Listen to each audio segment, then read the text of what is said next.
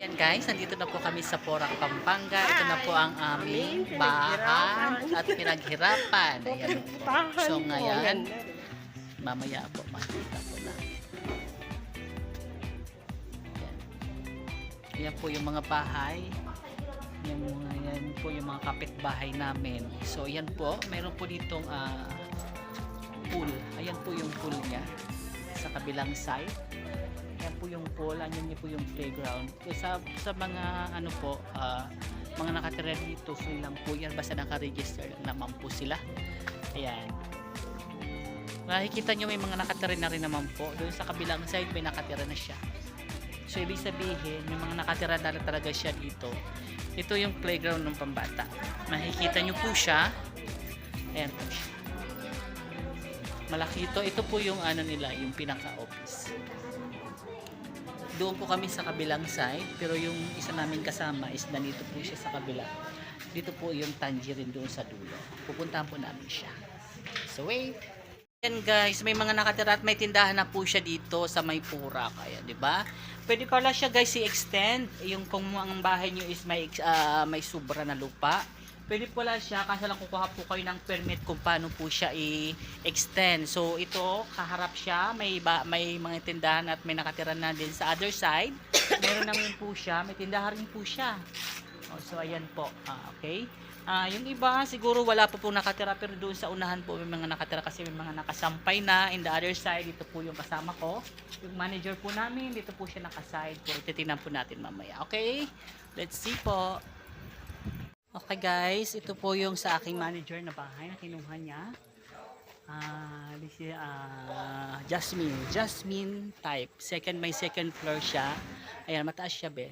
Ayan. Then, nakikita niyo lang maliit, pero po yung itong bakanting lote, isa kanya pa rin po yan. So, pwede niya pa po yan pagawan. So, ibig sabihin, yung lote niya is masyadong malaki. Pero mas malaki po yung 10,000 ata itong monthly.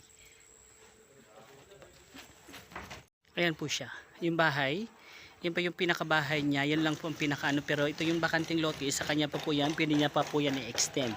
So pag na-extend niya po yan, automatic naman po lalaki yung bahay niya. Hindi ko lang po sure kung pwede pa siya ipa third floor or what, depende po siguro sa pag-uusap ng kanilang tagagawa dito sa subdivision. And also guys, ito yung Adeline. Adeline ng yung Adeline type na isang semi-bungalow siyang po, yan po.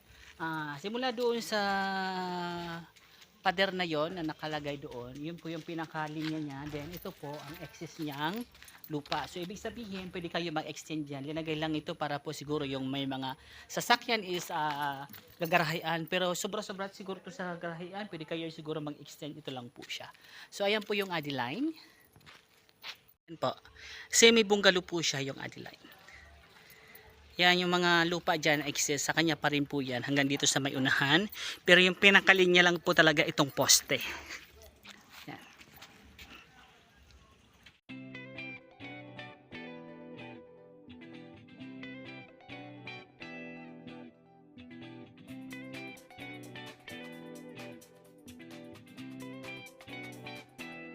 Ayan guys, yung sa kumari ko, sa Res, yan po yung kanya, yung pinakaunahan. Hati pa sila dito sa lot na ito. Hati pa sila dyan. Yan. Yan sa kanya. Ayan. Pasok po sila. Ayan. Ito po yung tangerine po yan. Ito yung sa kanya. Yan po yung may-ari. Ano. So, ibig sabihin po, ayan. Up, dahan-dahan. Ito po siya. Ang daming damo be. Yan.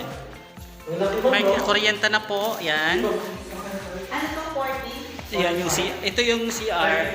Ito rin po yung sa kabilang dito, sa kabilang side. Ayan. Yan yung akin guys. Dulo-dulo lang kami. Nandun po siya sa kabilang side. Nandito po ako sa dulo. Itong pinakadulo po na ito, yung po yung sa akin. Ito po yung bakantin na to na lupa is sa akin pa po yan. So ngayon, hanggang dito po ako. Yan po yan. Yan po yan. Yung dulo po na yan po yan. Siguro ko ginagawa na, pero sabi ko po sa constructor kung pwede pa urong, pwede pa daw pa yun pa urong paggawa ng depende po. Yung sa akin, yung pinakadulo dyan. Yan po, malaki yung space ko. So kailangan ko pala talaga siya. Pero dito daw yung pinakaunahan daw. Kaya pwede pa daw to idugtong hanggang dito sa dulo, sabi nila. Tapos ito yung tubig namin. Yan ang tubig namin. Ito po yung kuryente sa may poste. Ayan po. Bubuksan po natin yung bahay ko para at least kahit pa paano makita natin pinaghirapan. Wait lang guys. And ito guys, kinuha ko yung susi doon sa pinaka office. Ayan po. Let's see. Ayan po. Ayan po. Pasukin po natin siya. Yan siya tubig guys ha. Ito po. Yung sa kuryente nandyan po. Ito siya. Ito. Malaki yung sa akin kaysa doon sa unahan. Kasi sa kanya is 64. Sa akin po is 74. Ito po yung CR. Yan po. May shower na po siya. Bago lang po siya. So ngayon ni-receive ko na siya. Ito po yung sa ano niya. Yung sa saksakan niya is ito po. Yan. Yung kuryente. Then, ito po yung sa back door. Akin pa po yung sa kabilang side. Yan yung may guhit na yan. Diyan mismo. Akin pa po yan.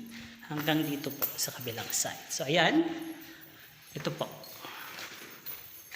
At least nakitaan ko po yung pinaghirapan ko guys.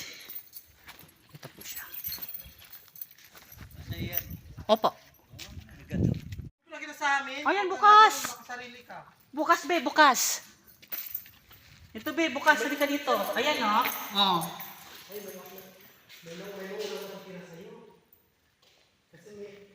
Yan po, yung sa lababo sa labas.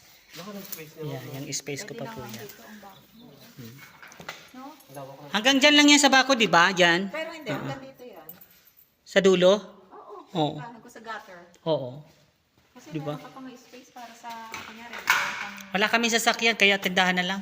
hindi, kahit ano nga, kolong. Kasi paano ka mamimili sa bayan? Sa bagay,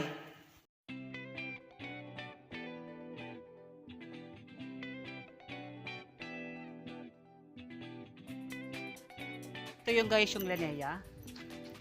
Siguro ko, hindi ko alam kung magkano yan. Siguro very expensive naman yan. Pero siguro, ilang family yan? Pwede siguro dalawa.